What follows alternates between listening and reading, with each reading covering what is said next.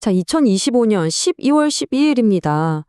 그동안 AI 주식들이 이끌었던 시장의 뜨거웠던 열기가 갑자기 식어버린 듯한 하루였죠. 오늘 바로 이 격동의 하루에 대체 무슨 일이 있었는지 그 핵심을 한번 파헤쳐 보겠습니다.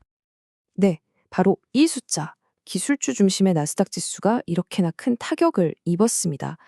이 숫자 하나가 월스트리트 전체에 아주 큰 질문 하나를 던진 셈이죠. 그래서 다들 묻기 시작한 겁니다. 이러다 AI 랠리 정말 끝나는 거 아니야? 하고 말이죠. 이게 그냥 잠시 쉬어가는 조정일까요? 아니면 더 큰 폭풍이 오기 전에 고요함일까요? 지금부터 저와 함께 자세히 한번 들여다보시죠. 네, 오늘 우리가 살펴볼 내용입니다. 먼저 AI가 어떤 현실 점검을 받았는지 보고요. 그 다음에 시장에서 돈이 어떻게 움직였는지 이른바 순환매를 짚어보겠습니다. 그리고 이게 주식시장 밖에는 어떤 영향을 미쳤는지 또 전문가들은 어떻게 보고 있는지 살펴본 다음에요.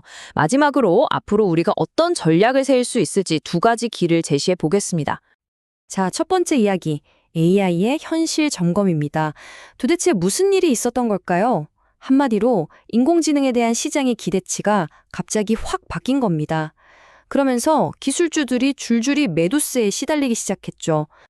보시는 것처럼 3대 지수가 전부 파란불이었는데요. 특히 나스닥이 가장 큰 타격을 입었죠. 이게 뭘 의미하냐면요. 투자자들이 이제 AI 기업들한테 꿈만 얘기하지 말고 진짜 숫자, 그러니까 실적을 보여달라고 요구하기 시작했다는 아주 명백한 신호라고 할 수 있습니다. 매도세를 촉발시킨 건 크게 세 가지였어요. 첫째, 브로드컴. 실적이 나쁘진 않았는데 AI 관련 수주 잔고가 시장의 엄청난 기대치에는 못 미친 거죠. 둘째는 오라클 관련 루머, 오픈 AI 데이터 센터가 늦어진다는 소문이 돌면서 AI 인프라 전체에 대한 불안감이 확 퍼졌습니다. 마지막으로 연준에서 일부 위원들이 아직 금리 내릴 때 아니다 라는 매파적인 발언을 하면서 장기 금리를 끌어올렸죠. 이 세 가지가 딱 맞아떨어지면서 그동안 잘 나가던 기술주들을 정조준한 겁니다. 자, 이제 두 번째 이야기로 넘어가 보죠. 시장의 거대한 순환매. 여기서부터가 정말 흥미로운 지점입니다. 기술주가 이렇게 떨어졌으면 돈이 아예 시장 밖으로 빠져나가야 할 것 같은데 아니었다는 거죠. 돈은 그냥 새로운 투자처를 찾아서 조용히 이동하고 있었을 뿐입니다. 이 그래프가 그 상황을 아주 극명하게 보여줍니다. 보세요. 정보기술 섹터는 저렇게 곤두박질 쳤는데 반대로 필수 소비재 같은 섹터는 오히려 올랐죠. 그러니까 한쪽에선 폭풍이 몰아치는데 다른 한쪽에선 돈이 몰려들고 있었던 참 아이러니한 하루였던 겁니다. 전문가들은 이런 현상을 시장의 저변이 확대된다고 표현해요. 이게 뭐냐면 예전엔 소수의 기술주만 시장을 이끌고 갔다면 이제는 다른 다양한 분야의 주식들도 함께 상승대열에 합류한다는 뜻이거든요. 이건 오히려 시장이 더 건강해지고 있다는 신호로 보기도 합니다. 실제로 골드만삭스 같은 곳에서는 이걸 긍정적으로 봐요. 시장이 넓어지고 있다는 건 경제 성장에 대한 기대감이 살아있다는 증거다. 어쩌면 경제가 너무 뜨겁지도 차갑지도 않은 딱 좋은 상태, 이른바 골드락스로 가고 있는 걸지도 모른다, 이렇게 해석하는 거죠. 자, 그럼 이런 주식시장의 변화가 다른 곳에는 어떤 영향을 미쳤을까요? 이런 움직임은 절대 주식시장 안에서만 머물지 않거든요. 지금부터는 그 파장이 채권, 외환, 그리고 암호화폐 시장까지 어떻게 퍼져나갔는지 한번 따라가 보겠습니다. 네, 채권 시장도 바로 반응했습니다. 경제가 생각보다 튼튼하고 인플레이션도 계속되면 연준이 금리를 생각만큼 빨리 내리지 못할 거라는 우려가 생기잖아요. 바로 그 심리 때문에 10년 만기 국채 금리가 오른 겁니다. 그리고 외환 시장에서는 미국 달러 가치가 올랐습니다.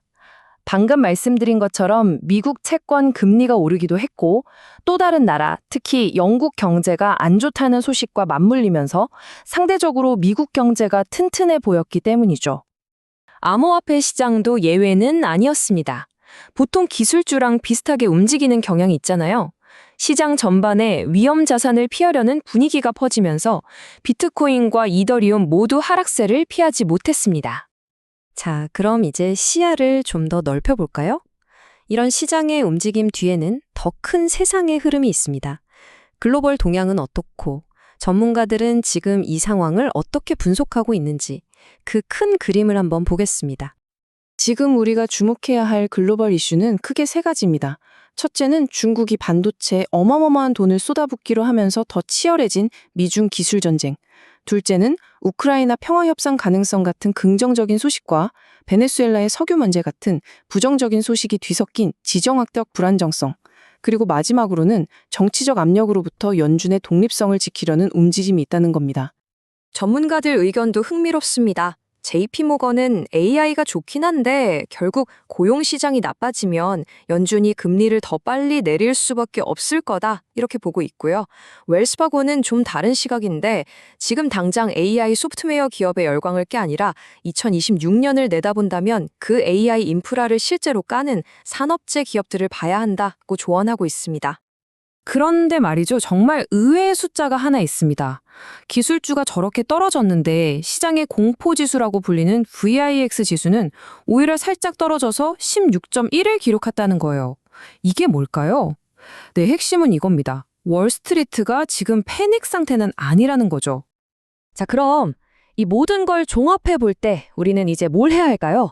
가장 중요한 질문이죠.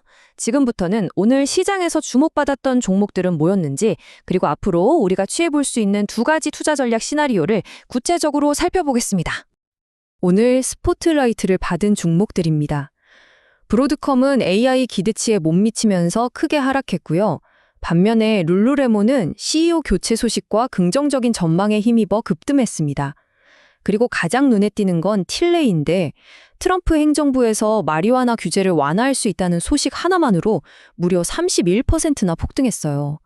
시장의 큰 흐름과 상관없이 이런 개별 종목의 기회는 항상 있다는 걸 보여주죠. 자, 이런 상황에서 우리가 선택할 수 있는 전략은 크게 두 가지로 나뉩니다. 첫 번째는 공격적인 전략. 앞으로 금리도 내리고 경제도 회복될 거라는데 베팅해서 소형주나 산업재 ETF에 투자하는 거죠. 다른 하나는 방어적인 전략입니다. 기술주가 아직 불안하니까 채권이나 필수 소비재 ETF로 좀 더 안전하게 자산을 지키는 겁니다. 물론 각 전략에는 리스크도 따르죠. 자, 그럼 오늘 시장을 세 가지로 딱 요약해 보겠습니다. 첫째, 이건 붕괴가 아니라 재조정이다. AI에 대한 기대치가 현실적으로 바뀌는 과정이라는 거죠. 둘째, 순환매가 핵심이다. 돈이 다른 곳으로 흐르는 건 오히려 시장이 건강하다는 신호일 수 있습니다. 그리고 마지막, 하지만 가장 중요한 건 결국 모든 건 연준의 금리 정책에 달려 있다는 사실입니다. 한마디로 오늘은 이렇습니다.